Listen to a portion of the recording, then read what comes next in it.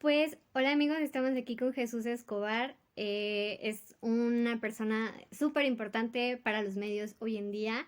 Tiene un espacio súper importante en La Octava y pues comentaba con Jesús que a mí me gusta y me interesa muchísimo el trabajo que ha estado haciendo La Octava para poder entender estos tiempos actuales, estos años que han venido pasando, que pues para los mexicanos han sido súper duros en cuestión de seguridad y que apenas estamos empezando a tratar de entender por qué. Y creo que Jesús ha sido de los pocos que ha puesto sobre la mesa un tema súper importante con las entrevistas y con el trabajo que se ha hecho, el tratar de explicar qué es la economía criminal. Jesús, pues muchas gracias por este espacio, por esta oportunidad de platicar este tema. ¿Cómo ha sido este proceso para pues ir entendiendo y explicar a los mexicanos pues qué estaba pasando en México? ¿Cómo estás, Laura? Antes que nada, muchas gracias por tus palabras, por tus conceptos. Pues mira, es parte de entender un poco más de lo que está sucediendo detrás de esta violencia. La violencia que lamentablemente en nuestro país ha cobrado tantas y tantas miles de víctimas, desaparecidos, y entender por qué no se avanza en contra de los cárteles de la droga, por qué no se avanza precisamente en la contención de esta violencia. Y es ahí donde precisamente te encuentras que no se trata solamente de una historia de policías y ladrones, no se trata solamente de una historia del bueno contra el malo, no se trata solamente de la historia del narcotraficante, esta figura que durante décadas nos han pintado en el discurso oficial, en la narrativa mediática oficial, ¿de qué? Del hombre con el sombrero, con el cinturón, con la pistola, con lentes negros, el narco villano malvado que llega y corrompe al funcionario público. Empiezas a indagar más allá de esta narrativa que, te reitero, ha estado en los medios desde hace muchos años y descubres por qué razón el narcotráfico es lo que es. Es una empresa criminal en toda la extensión de la palabra. Es una empresa que como tal se manifiesta, como tal se mueve y como tal funciona. ¿Quiénes están en una empresa? Empresarios. Y en una empresa hay diferentes capas de responsabilidad. Tienes a un director general, tienes a directores de áreas, tienes a gente operativa, tienes a gente, por supuesto, que se dedica a las labores más básicas y tienes al dueño del negocio. El dueño del negocio difícilmente lo ves, pero es el que a final de cuentas dicta las reglas de cómo funciona su empresa. Es exactamente lo mismo en el tema del crimen organizado. Hablamos de una empresa como tal, una empresa que tiene sí diversos rostros, diversos cárteles, pero que a final de cuentas funciona con base al mercado que existe actualmente. Yo me atrevería a decirte que si comenzamos de arriba para abajo, nos topamos con quién es el gran cártel. El gran cártel es Estados Unidos. Estados Unidos, que desde que lanzó su famosa guerra en contra del narcotráfico, lo hizo con una total política injerencista, no con la intención de detener el tráfico de estupefacientes, ni mucho menos, sino para intervenir en las políticas de los países a los cuales señalaban. Si nos enfocamos en las guerras que ha librado Estados Unidos en las últimas décadas, nos toparemos precisamente en que se ubican en diferentes puntos del mundo en donde hay una fuerte presencia de narcóticos, pero que geopolíticamente son importantes. Una de ellas, Afganistán. Afganistán, un lugar en donde Estados Unidos se involucra, en donde Estados Unidos impone su ley, en donde Estados Unidos tiene una fuerte presencia durante mucho tiempo, hasta ahora que salió derrotado, pero que Afganistán es una región sumamente importante para el gas, sumamente importante para ese recurso natural y el vínculo directo de Rusia con Rusia. Entonces, ¿qué es lo que pasa? Estados Unidos llega, arma una guerra en esta región del mundo, que aparte de todo es importante en materia de drogas, y ahí comienza uno de sus escenarios. Nos podemos ir a los Andes, a Sudamérica, Colombia, por ejemplo. Otro lugar en donde Estados Unidos también generó una guerra en contra del narcotráfico, un lugar en donde los recursos naturales son ricos, son bollantes, en donde hay interés de transnacionales para invertir o para quitar recursos a comunidades originarias. Y entonces la militarización, que es un reflejo de lo que pasa en México, sirve para qué? Para limpiar de comunidades originarias y para que sean las transnacionales norteamericanas las que de ahí precisamente comiencen a operar explotando recursos naturales de una nación a costa de los más empobrecidos. Y nos vamos, el caso concreto de nuestro país, que lo vivimos desde hace muchísimo tiempo, y de ahí brincamos, para no profundizarte más en eso, al mismo Estados Unidos. No olvidar que Estados Unidos también ha utilizado la guerra en contra de las drogas para control social de su propia población. Tú recuerdas cuando fueron criminalizadas las panteras negras, en esa época, precisamente la guerra de Vietnam, en donde había protestas todos los días, en donde se hablaba de una inestabilidad social importante y en donde esa política antidrogas de Richard Nixon en su momento sirvió precisamente para controlar a la población. Inundaron de crack varios barrios de la Unión Americana, hicieron adictas a muchas personas, a una población entera, y criminalizaron a los pobres. Entonces el gran cártel de Estados Unidos, sin dejar de lado que dos de las principales industrias norteamericanas, la armamentista y la económica, han salido adelante gracias precisamente a sus vínculos con el crimen organizado. La industria armamentística vendiendo droga, vendiendo armas a cárteles, a las guerras precisamente a estas regiones. El lado económico con una profunda responsabilidad en el lavado de dinero. Hay que ver el sistema norteamericano, hay que ver a Wachovia, hay que ver al Banco Nacional, a Citibank, hay que ver a Wachovia, hay que ver a JP Morgan, cómo lavan dinero. Son grandes industrias, son los grandes lavadores de dinero. Ese es el gran cártel, el que decide cómo se maneja el negocio, no del narcotráfico, sino del crimen organizado y de una economía criminal. Sí, justamente hace unos años Contralínea también publicó un plan que se llamaba Gran Visión, Proyecto Gran Visión 2030, ¿no? Y no sé si lo recuerdes, pero justamente sí, hablaban de que hacia 2030 ya todas un montón de proyectos como salud, como minimizar en teoría los cárteles de la droga, entre muchas otras. La finalidad me parece que era pues eliminar la palabra soberanía de nuestra cultura, de nuestro arraigo. Y pues se ha dicho que somos el patio trasero de Estados Unidos, ¿no? Pero con esto pues era pues básicamente oficializarlo, ¿no? ¿Tú qué piensas al respecto sobre este proyecto? ¿Qué has visto? ¿Qué has notado? ¿Y cómo cambia que Andrés Manuel López Obrador haya llegado a la presidencia este proyecto? Fíjate, la estrategia de seguridad en México para combatir al narcotráfico es muy similar a lo que pasaba en Colombia. La presencia militar, la creación de grupos paramilitares, porque ojo con este detalle, ya hay empresas de grupos paramilitares, caso concreto lo que pasa en Michoacán.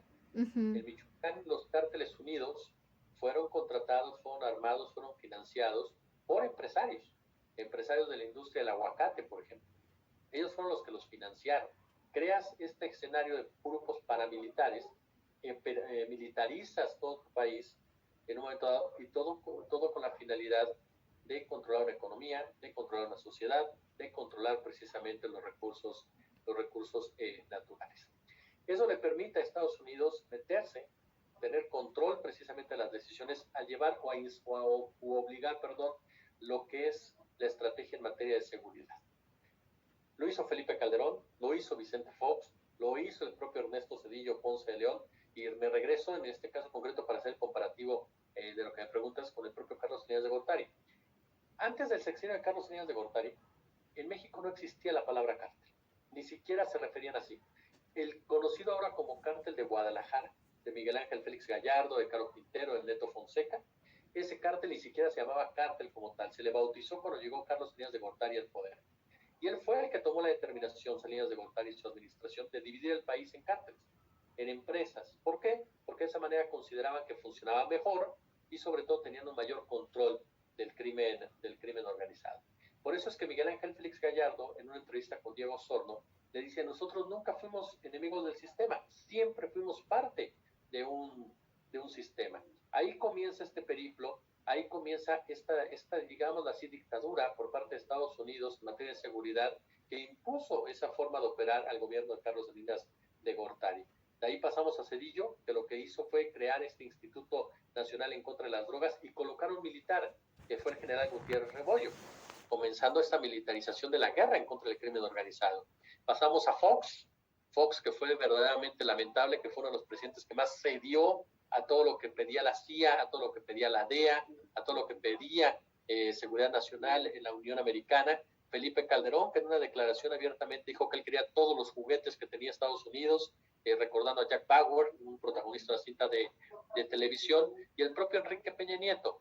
Todas estas administraciones han cedido a esta orden por parte de Estados Unidos de militarizar el combate en contra del crimen organizado, de detener al narcotraficante, pero no de detener el narcotráfico, de no combatir el lavado de dinero. Si revisamos las cifras de lavado de dinero, en estos sexenios nos topamos que son muy bajas, pero muy bajas las cantidades. Son muy bajas las condenas, son muy bajos los golpes directos a empresas que lavan dinero, a empresas vinculadas a los criminales. ¿Cuál es la diferencia con Andrés Manuel López Obrador, o la diferencia que yo veo?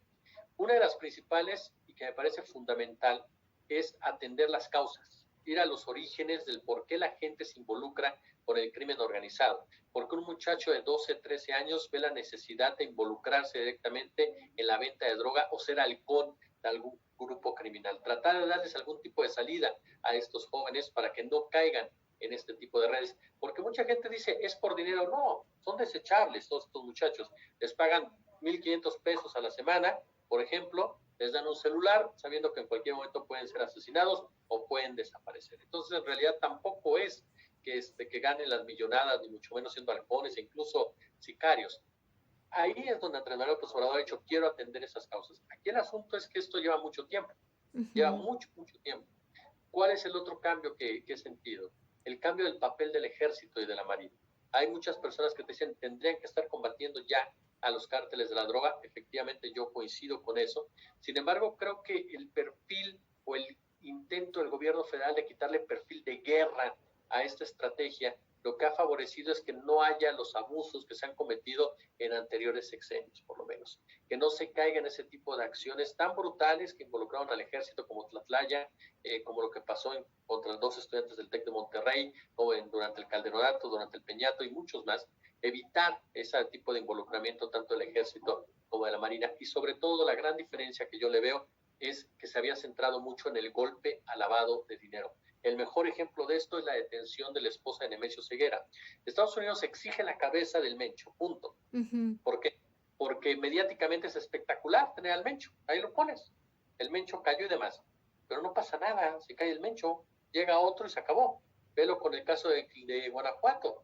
Todo el mundo nos decía, el marro es el diablo, el marro es lo más peligroso que hay. Cayó el marro, que con todo el respeto que me merece, era tan fácil agarrar al marro como cuando quisieran. ¿Por qué? Porque el señor ni siquiera sabía escribir bien. Mandaba mensajes de voz a su mamá por WhatsApp. Por Dios, todo el mundo sabía dónde estaba el marro. Todo el mundo sabía. No lo agarraban porque no querían. Lo agarraron finalmente. ¿Y qué pasó? Sigue la violencia igual en Guanajuato. Porque no vas directamente al golpe, a los golpes del cártel que está operando. A diferencia de esta ocasión, el gobierno federal detiene a la llamada jefa, que es el cerebro financiero del cártel de Jalisco Nueva Generación. Y al cártel de Sinaloa le ha dado golpes en el aspecto financiero, a los cárteles se han centrado mucho en el aspecto financiero. Para mí esos son los cambios fundamentales, empezando por este último. El golpe directo, certero a los intereses financieros de los cárteles, que no ocurría en otros sexenios. Justamente, bueno, aquí 2 preguntas. Una, en Guanajuato me llama mucho la atención, hay un personaje ahí, Sofía Huet, que estaba viendo una entrevista y me quedó ahí como grabada. Ella entrevistó a Cárdenas Palomino, pero fue una entrevista como tan íntima. Le puso hasta fotos de cuando Cárdenas Palomino era bebé, ¿no? Y ella, que era comunicadora, que era periodista, pues de repente brinca a seguridad pública y pasan los años. Esta entrevista es de 2013, pasan los años y ya comienza a hacer estudios en el CIDE y no recuerdo en qué otras universidades, pues sí, de renombre en cuanto a seguridad pública, y ahora tiene un puesto muy importante justamente en Guanajuato. Y vemos que pasa todo esto cuando en ese entonces, hace muchos años, Guanajuato y Querétaro supuestamente eran las zonas más seguras del país, ¿no? ¿Ese personaje te suena? ¿La conoces? ¿Qué podrías decir al respecto de? Fíjate que es el caso, o muchos otros tristemente, que se dan en los medios de comunicación. Una cosa es hacer periodismo, otra cosa es hacer relaciones públicas. Muchas colegas han optado por esto último, ¿no? Hacen relaciones públicas, se acercan al poder con el afán de ¿qué? De ser parte de él, no de cuestionarlo, no de criticarlo. Porque a final de cuentas, y sin el afán de ser dogmáticos, tú si haces buen periodismo tienes que criticar y cuestionar a quien esté en la silla. No importa si es del partido que tú simpatizas o no simpatizas. Lo tienes que cuestionar cuando haya algo que cuestionar. pero muchos no lo ven así, o muchas no lo ven así. Se acercan al poder para ser beneficiados o beneficiadas con él. Y esto nos lleva a este tipo de historias, que te involucras, te relacionas y después apareces con grandes cargos o grandes responsabilidades, aun y cuando tu expertise tal vez ni siquiera sea para lo que te están ocupando. Tristemente es una de las tantas historias que hemos visto a través de los años en nuestro país, ¿no? Periodistas, pues, empresarios, empresarias, quienes se involucran directamente con la gente del gobierno. Por ejemplo, en el caso de Luis Cárdenas Palomino, para ser claros, Luis Cárdenas Palomino, junto con Genaro García Luna, todos ellos pagaron una cantidad importante, García Luna, Televisa, por el afán de crear una serie de televisión que estaba basada en los supuestos éxitos de la Secretaría de Seguridad Pública y de la Policía Federal, con qué intención, pues lavarse la cara. Y ahí entonces entra la gran pregunta como medio de comunicación. ¿De verdad les vas a comprar eso? ¿De verdad vas a decir, bueno, pues es dinero, a final de cuentas los recibos acabó? ¿De verdad no vas a cuestionar jamás que lo que estás diciendo es una mentira en toda la extensión de la palabra, que estás engañando a las personas, porque es la realidad es muy distinta? Entonces, no me sorprende el caso de esta persona que me mencionas, no la conozco a ella personalmente, pero sí conozco uno de tantos casos que se han venido dando y que es en desprestigio totalmente del medio, ¿no? Sí, pues que pareciera que siguió exactamente los mismos pasos que Cárdenas Palomino, ¿no? Sí, que mira, a final de cuentas, cuando tú te involucras con ciertos personajes, tú sabes hacia dónde vas. O sea, nadie te está engañando. Es como el caso del montaje de Israel Vallarta, ¿no? Todos los que participaron en ese montaje, Carlos Loret, Pablo Reina, tienen un grado de responsabilidad. Si nos centramos en cuestión mediática, tú sabes lo que pasó ese día. Tú sabías que era un montaje, tú sabías cómo iba a funcionar, tú sabías cómo iba a operar y tú sabías quién te había dado la orden de actuar de esa manera. Y lo aceptaste. Otra razón es decir, ¿sabes qué? Yo no quiero, yo no le entro. Me enfermo ese día, pon a otro, yo no le voy a entrar. ¿Por qué? Porque va de por medio de la credibilidad, va de por medio de mi ética y sobre todo va de por medio de tu humanidad. O sea, ¿cómo puedes dormir sabiendo que participaste en el montaje de una persona inocente, ¿no? Y que a final de cuentas está en la cárcel desde hace tantos años? Porque Sí. yo recuerdo muy bien algo que me dijo una vez Pepe Rebeles. Me decía, a mí me encantaría ver dónde están las víctimas de Israel Vallarta y de Florence Cassé. ¿Dónde andan? Porque a final de cuentas están recicladas, nadie sabe dónde acabaron, dónde andan metidos, no se han vuelto a presentar, ¿no? En una época en donde eran los propios funcionarios quienes creaban los secuestros y obviamente los negociaban también y colocaban a los culpables, en una época en donde incluso a nosotros como medios de comunicación nos faltó mucho rigor, sobre todo los medios tradicionales, porque te ponían a los mismos acusados en diferentes bandas y tú te la comías todita, ¿no? Y la Sí, reproducías todita. Entonces, ¿cómo es posible que un solo sujeto estuviera en 10 bandas, ¿no? claro. Pues era un pobre hombre que habían agarrado, que ya lo tenían en la cárcel, lo sacaban a cada rato para ver cómo se manejaba y punto y aparte, ¿no? Entonces, cuando tú te involucras con ese tipo de personas, sabes perfectamente de qué se trata y sabes perfectamente la responsabilidad que tienes y sobre todo yo lo defino como estás haciendo un pacto con el diablo, ¿no? Sí, justo regresando tantito al montaje. Fue un montaje de las autoridades, de eso no hay duda. Pero tanto Pablo Reina como Loret de Mola, como Juan Magaña, como Azucena Pimentel han dicho, yo no sabía que era un montaje. ¿Cómo poder comprobar? Quizás muchos mexicanos saben o se quedaron con esa versión de, pues, fue un montaje de las autoridades y también de Televisa. Pero para otro segmento de la población que no entiende qué pasó ahí, por qué sí pudo haber sido, por qué no, tú que estás en un medio como la Octava, ¿cuál sería tu visión de, como alguna vez lo preguntó Carmen Aristegui, ¿la televisión fue engañada? ¿O, o todos fuimos engañados? ¿O ellos sí sabían? ¿Cómo entender esa parte cuando uno, quizás como mexicano, no entiende de cámaras, no entiende de grabaciones en vivo, no entiende de cómo se manda la señal, cuánto tiempo de preparación necesitas? En aquellos tiempos que pues 2005 quizás no había una tecnología tan avanzada como hay ahora, ¿no? Que con el celular grabas en vivo y ya está, ¿no? ¿Cómo podríamos entenderlo como mexicanos de si nos están diciendo nosotros no sabíamos nada? Mira, obviamente tanto todos los involucrados van a decir, yo no tenía ni idea de lo que estaba pasando en ese momento. Pero pasa algo que ellos son los mejores, ellos lo saben perfectamente, y que quienes trabajamos en medios de comunicación desde hace muchos años sabemos cómo opera. Y se llama lo que conocemos internamente como escala de mandos, a final de cuentas. Carlos Loret de Mola, conductor principal de ese espacio, tenía conocimiento pleno de todo lo que ocurría en el mismo. Él era el que marcaba una línea editorial de él. Lo mismo pasaba con Azucena Pimentel como productora.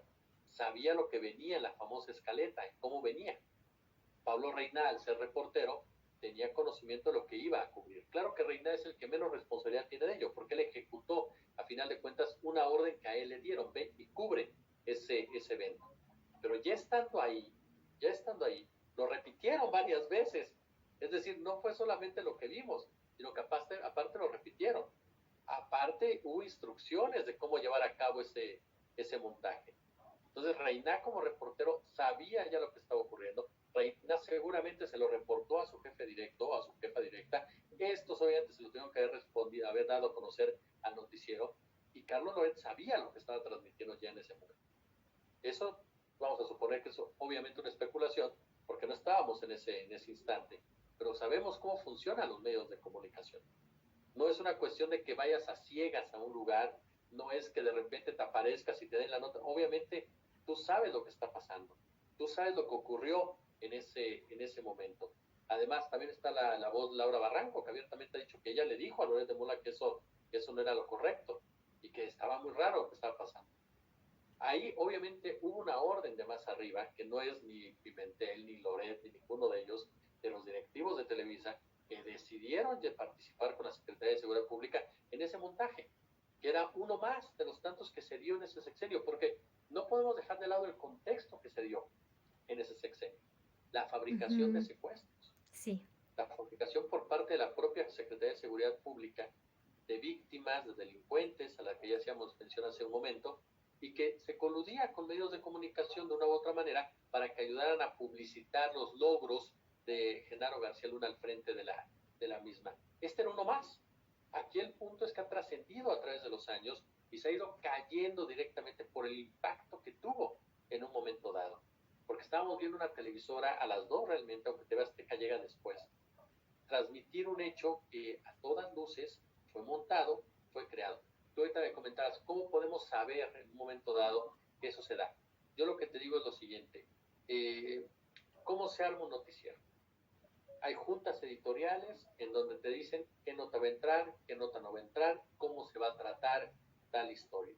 En donde te mencionan a tal hora tienes tal cobertura, a tal hora hay que dirigirse para este tema. Es decir, todos sabían perfectamente el contenido de lo que estaba ocurriendo en ese momento.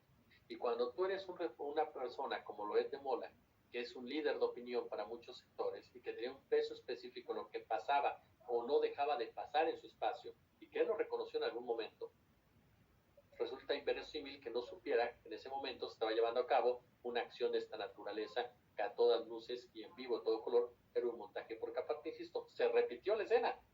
No fue solamente que llegaran y se los enseñaran, se repitió perfectamente la escena. Entonces ellos sabían lo que estaban haciendo. Que no tuvieran la última palabra, estoy de acuerdo. Dudo mucho que cualquiera de ellos hubiera podido concertar con la Secretaría de Seguridad Pública o decidir con la Secretaría de Seguridad Pública. Ahí obviamente hubo un peso pesado mayor, algún directivo de Televisa, algún dueño de Televisa, no lo sé, alguien que ahí sí hablara directamente con la Secretaría. Por ejemplo, Loret mencionó en su audiencia que Pablo Reina acababa de recibir premios de periodismo, ¿no? Y que él confiaba en su olfato periodístico. Pero si tú escudriñas la escena, o sea, tal cual el escenario, donde estaban los secuestrados, había una mesita con fotos de Israel y Florence, ¿no? Donde pues los secuestrados pudieron haberlos visto si esas fotos, esas credenciales estaban ahí con ellos. ¿Cómo es posible que un reportero no se pudiera percatar de que estaban ahí esas fotos? O sea, es que pasó, o sea, tal cual es la escena que todos vimos, ¿no? A veces quizás uno lo ve y es tan impactante que quizás te lo tragas, ¿no?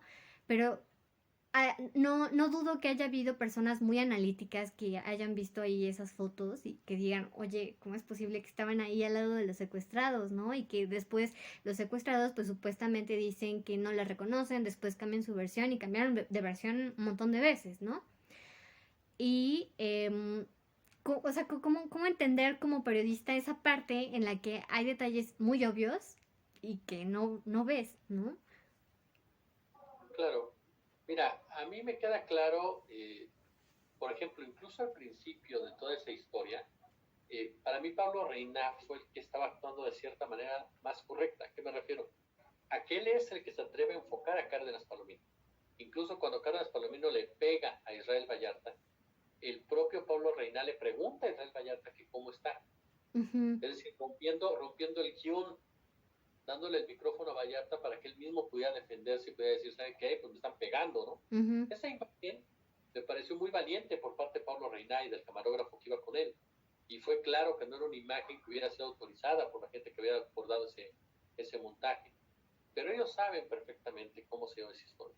Ellos saben perfectamente que tenían conocimiento de ese montaje, sabían lo que iba a ocurrir ese tiempo, en el horario que lo citaron, las formas como lo citaron, el escenario en el que lo citaron, un hecho que para mí es determinante en toda esa historia, es precisamente cuando la propia Secretaría de Seguridad Pública lleva a cabo otras acciones similares, acciones que confirman un modus operandi y que a través de los años ha quedado claro que fue un montaje. Está el debate que si sabían o no sabían. Para mí es muy claro. En una cuestión de jerarquía, en una cuestión de responsabilidad, al armar un programa, al armar un noticiero, tú sabes perfectamente lo que va a ocurrir. Yo en este momento sé qué notas voy a llevar en mi noticiero, sé perfectamente qué temas voy a tocar, sé perfectamente qué entrevistas voy a tener. Entonces no me puedo llamar a sorpresa si mi productora me dice, ¿sabes qué? Oye, tenemos en este momento tal nota.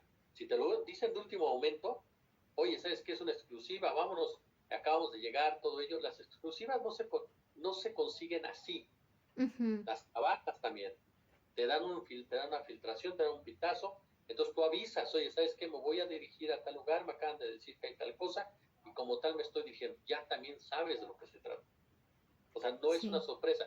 Si se hubiera metido de manera imprevista de repente la nota, supongamos, oye, ¿sabes qué? Tenemos este enlace, ¿por qué por esto? Va de nuevo, si tú como no sabes de qué se trata, pues de inmediato te lavas las manos. De inmediato saber de qué se trata o pasó ahí, ¿no? Y no fue el caso. O sea, no fue el caso porque, insisto, hay otras voces que dicen que claro que sí se le avisó a tanto a Azucena como a Loret, como al propio Pablo Reina, que insisto, este último me parece el único, uno de los últimos responsables, es el último eslabón de esta cadena. Pero el resto, claro que tuvieron una responsabilidad conforme al peso que tenían en el armado del programa, al interior del programa. Pero sobre todo, mira, yo soy muy claro en eso, por eso te decía que hay una escala de mandos. Si a ti llega el dueño de una empresa o el directivo de la empresa, que es tu jefe, y te dice, tienes que hacer esto por esto y esto y esto, él es el responsable. Si fue un montaje y tú no sabías, reclámale, porque te exhibió completamente, porque te quemó, porque te puso en una situación muy complicada. Entonces, por Uh-huh. pura dignidad, tendrías que irte.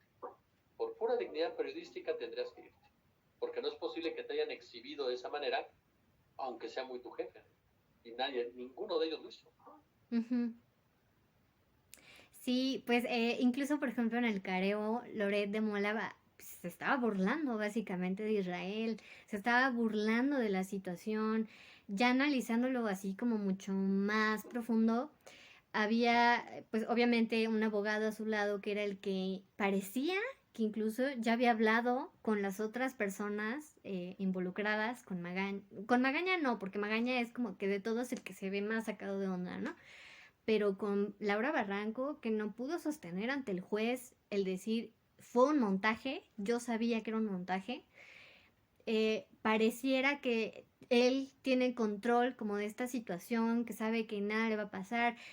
Fueron 3 años de estar como una y otra vez intentando que fuera él a declarar como testimonio y no quería.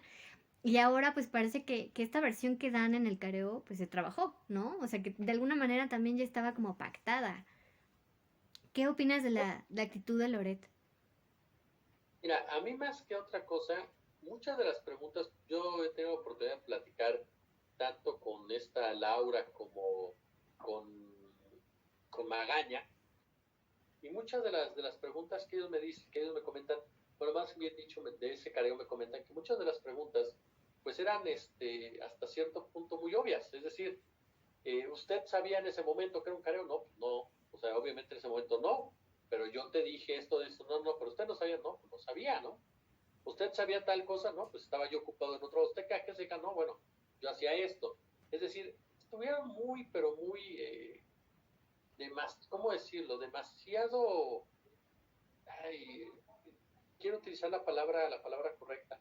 A mí me da la impresión, si te soy muy honesto, que estaban demasiado simples esas preguntas. Es decir, eran preguntas que en las que era sí o no.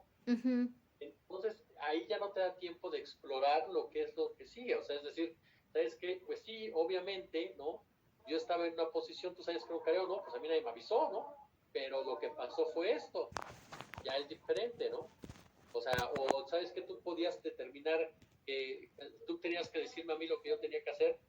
Sí, claro, yo tenía que decirte, pero tú no me hacías caso, ¿no? O sea, ya cambia la situación. Yo sinceramente creo que la actitud de Lorete Mola y de su abogado, más que otra cosa era de desesperación en ese careo, ¿no? Más que otra cosa era una desesperación al darse cuenta que poco a poco se ha ido cayendo y cayendo y cayendo esa historia, ¿no? Sí, y por ejemplo, por parte de los jueces, pues incluso pareciera que ellos eran como los que planteaban de qué iban a hablar, ¿no? Porque el juez nunca hizo como una pregunta abiertamente, ¿no? O no, no parecía ser como tan incisivo. Nos comentaba, por ejemplo, el abogado de Israel, el licenciado Robles Feria, que este juzgado en particular es muy, muy hermético en los criterios que toma, ¿no? Entonces, se ha cuestionado muchísimo que Israel no quiera cerrar y que deje de aportar pruebas, ¿no? Para poder cerrar y emitir una sentencia, porque pues están muy temerosos a que los criterios sean tan cerrados que digan, ¿saben qué? Pues sí hay una declaración y que aparte sobre estas declaraciones seleccionadas se tenga el mayor peso de todo, ¿no? Porque si tú checas el expediente, pues realmente no hay algo pues precisamente sólido. Y muchos han hablado también de estas otras carpetas que también pues son similares, ¿no? Emmanuel Stills ya también había dicho abiertamente que todos estos secuestros habían sido parte de una comunidad judía y pues no está muy claro en qué condiciones o qué pasó también con estas personas, pero pues de repente ellos van a declarar y siguiente foja, pues ya tienes fotos de una persona que no es Israel, porque aparte está en blanco y negro, pero por algunos detalles puedes ver que no es Israel. Y después dicen que lo van siguiendo a algún lado, hay un operativo extraño en el que también suben a esta chica para que encuentren el carro, que ahora voy entendiendo que el carro en el que supuestamente fue secuestrada la chica por la que está abierta esta carpeta, era un Volvo. Entonces, también podría ser extraño por qué unos secuestradores utilizarían un Volvo para secuestrar, ¿no? Entonces van a buscar este carro que no es tan usual y de repente lo encuentran Israel y se van a perseguirlo a los lugares a donde va y supuestamente es que llegan a las chinitas. Pero, por ejemplo, hasta donde yo sé, pues no, esta chica no reconoce las chinitas. Vecinos también hace muchos años dijeron, es que ellos no estaban ahí secuestrados hace 5 días. En fin, ¿no? O sea, hay muchos detalles y ¿por qué si nosotros como periodistas lo vemos tan evidente? ¿Por qué pues los jueces, el poder judicial como tal, se niega a ver algo que es tan evidente? Incluso la fiscalía, ahora que su esposa fue a pedir que se vea el expediente y que se declaren conclusiones no acusatorias, yo supongo que el abogado lo pidió así porque primero tenían que ver realmente el expediente y ver como estas cosas tan evidentes que no merecen una sentencia de 50 años, ¿no? Porque realmente, pues podríamos decir es que Israel es inocente y no hubo ningún secuestro que él cometiera, ¿no? Pero, ¿qué decir de la responsabilidad del Poder Judicial? Mira, me queda claro que muchos de los problemas de la impartición de justicia en este país es por la corrupción que existe en este poder, en el poder judicial. Los jueces, los ministerios públicos son de lo más rezagado cuando hablamos de transparencia, cuando hablamos de equidad, cuando hablamos incluso de respeto del Estado de Derecho. El Poder Judicial en México ha tenido épocas muy oscuras, sí, épocas muy luminosas, pero otras que de verdad, ha estado a la par del poder y ha funcionado exclusivamente para fortalecer y proteger los intereses de una élite tanto política como empresarial, siendo parte de todo este esquema que se podría definir como que en México el que manda es el que paga.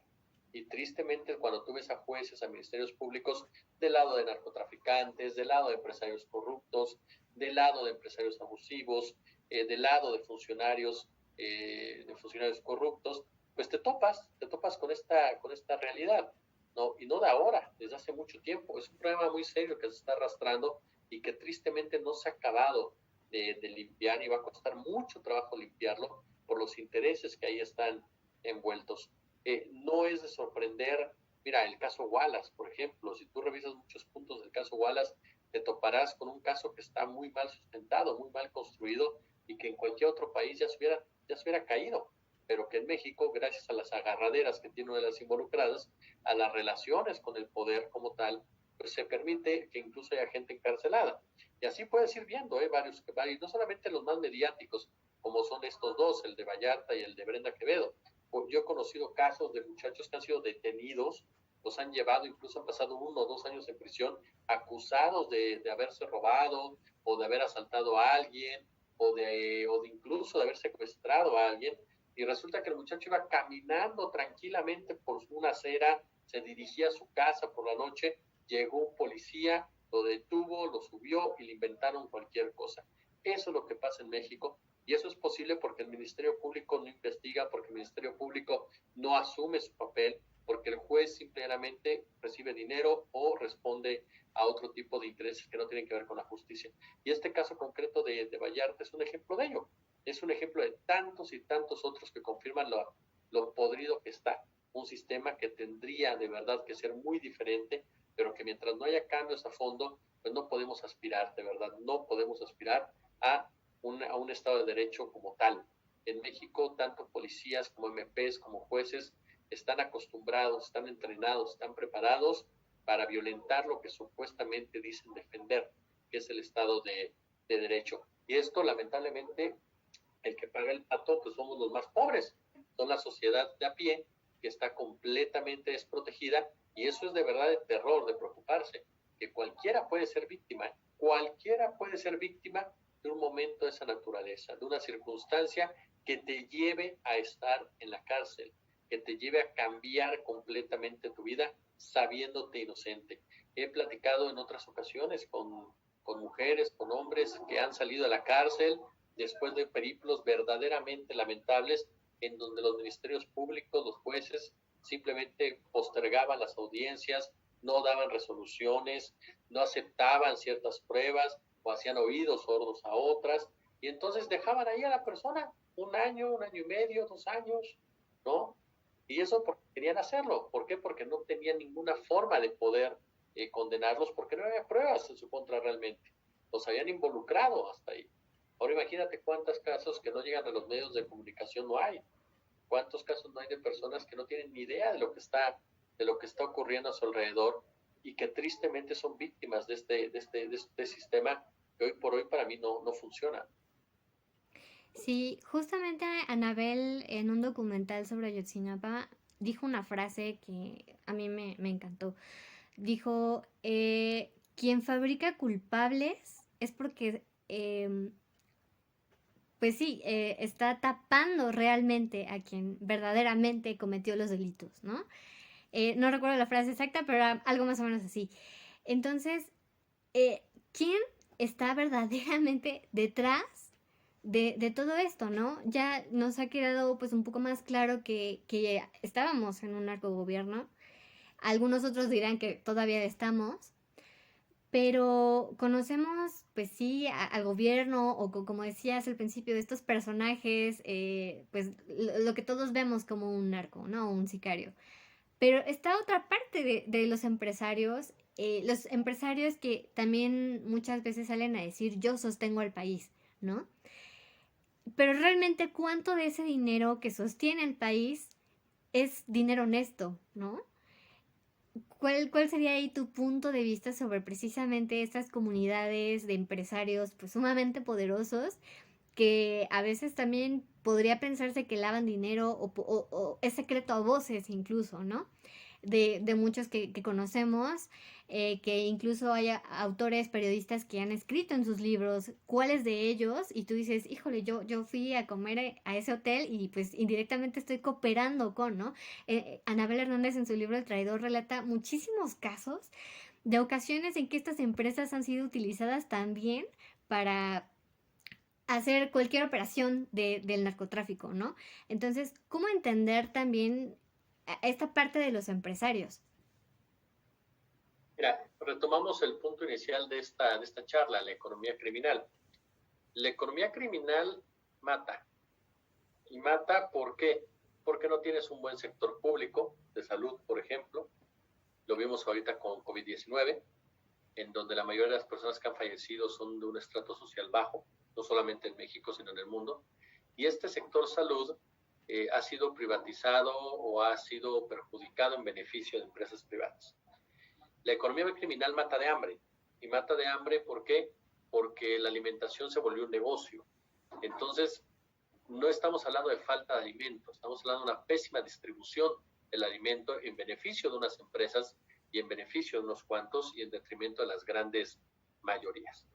La economía criminal mata también, por supuesto, cuando hablamos de crimen organizado, y mata porque hay efectivamente empresarios que lavan dinero, empresarios que se han enriquecido con esta práctica, y a los que no les importa, a final de cuentas, que se sigan matando los de abajo. ¿Por qué? Porque se tiene que generar un caos y dentro de ese caos siempre hay ganancia. En este punto que tú señalas, ¿quién está detrás de esos casos? Tristemente está el Estado. Y eso es lo que se ha venido comentando. No, es cierto, se ha mencionado que si es un narcogobierno o no era un narcogobierno. La realidad de las cosas es que era desde el propio Estado en donde se estaba generando las condiciones para que germinara esta violencia. No olvidemos que la espiral de violencia que hoy padecemos inicia en el sexenio de Salinas con el asesinato de Luis Donaldo Colosio, en donde se rompen todas las reglas, en donde se atenta en contra del candidato oficial del otrora poderoso PRI. Imagínate nada más, ¿quién se hubiera atrevido a ir en contra de Colosio? No eran los narcos, era el propio sistema, un sistema que consideraba para bien o para mal que Colosio era un obstáculo. Por lo tanto, había que hacerlo a un lado. Y es lo mismo que nos topamos ahora. Nos topamos con un sistema corrupto, con un sistema criminal que opera de esa manera y que es el gran responsable de lo que hoy por hoy padecemos los ciudadanos, ¿no? Entonces, eso es uno de los puntos fundamentales de entender. Muchos de los problemas que hoy padecemos con toda esta violencia, con toda esta economía criminal, procede precisamente de un sistema diseñado para que esto genere y para que esto fomente. Un ejemplo más, si quieres verlo desde el punto de vista exclusivamente financiero y a nivel internacional, es el de Pandora Papers. Esto nos vino a demostrar que hay toda una estrategia diseñada, ¿para qué? Pues simplemente para que los ricos, los grandes ricos, pues trasladen sus movimientos financieros a otros lados en perjuicio de una hacienda pública, ¿no? Pero no es ilegal porque el sistema está diseñado para eso. Entonces, ¿quién está detrás de toda esta podrición? Un Estado que a final de cuentas así ha sido diseñado y así ha estado funcionando a costa de las mayorías. Sí, también en la prepa tuve una profesora que pues, jamás voy a olvidar, ¿no? Y ella hablaba y decía que a veces, o más bien desde su visión, no era como tal el gobierno o los políticos los que mandaban, los que daban las órdenes, sino que eran los empresarios. Esta dupla entre dinero y poder, pues mueve todo, ¿no? Pero ¿quién crees que sea como el que realmente tenga el poder de hacer las cosas? ¿Los empresarios o la clase política o son ya una masa de la que ni siquiera se podría distinguir? Un tumor, como lo habían mencionado antes. Yo creo que es esto último, ¿no? A final de cuentas, es esto último. Estamos hablando de que ya no es un empresario o un político, sea, ya hablamos de una simbiosis completamente entre el empresario y el político. Ya es uno solo. Caso concreto, Emilio Lozoya. Emilio Lozoya era un empresario político que saqueó un país. Es un boquete impresionante en Pemex, ¿no? Y es así, o sea, ya no te topas nada más con un empresario como tal, ¿no? Que ojo, hay que siempre dejar en claro a qué empresarios te refieres, porque hay una gran cantidad de empresarios que sí trabajan todos los días, que están honestos, que están metidos en todo ello, y hay otros empresarios que no, hay otros empresarios que están vinculados directamente con el poder. Entonces, esos empresarios ya no distingues esa línea, ya hay una simbiosis total, ¿no? Hay una simbiosis de estas partes en las cuales precisamente les permite operar de esta manera y ser ellos los que dictan la sentencia, los que la ejecutan y los que se benefician del crimen. Entonces, y lo ves con este caso de Odebrecht, y lo ves con el caso de la estafa maestra, y lo ves con el caso de la Operación Zafiro, en donde descubres que es una estrategia para financiar a un partido político, para beneficiar a los famosos Golden Boys. Es decir, gente que estaba metida como empresario haciendo negocios a costa del erario, ¿no? Sí, pues muchísimas gracias, Jesús. De verdad que me encantaría seguir platicando contigo toda la tarde, pero supongo que igual tienes muchas tareas pendientes todavía. Entonces, pues ojalá podamos tener igual una segunda plática. Y de verdad, muchas, muchas, muchas gracias por este espacio. A ti, Lau, honrado como siempre. Muchas, muchas gracias. Vale, cuídate mucho. Igualmente.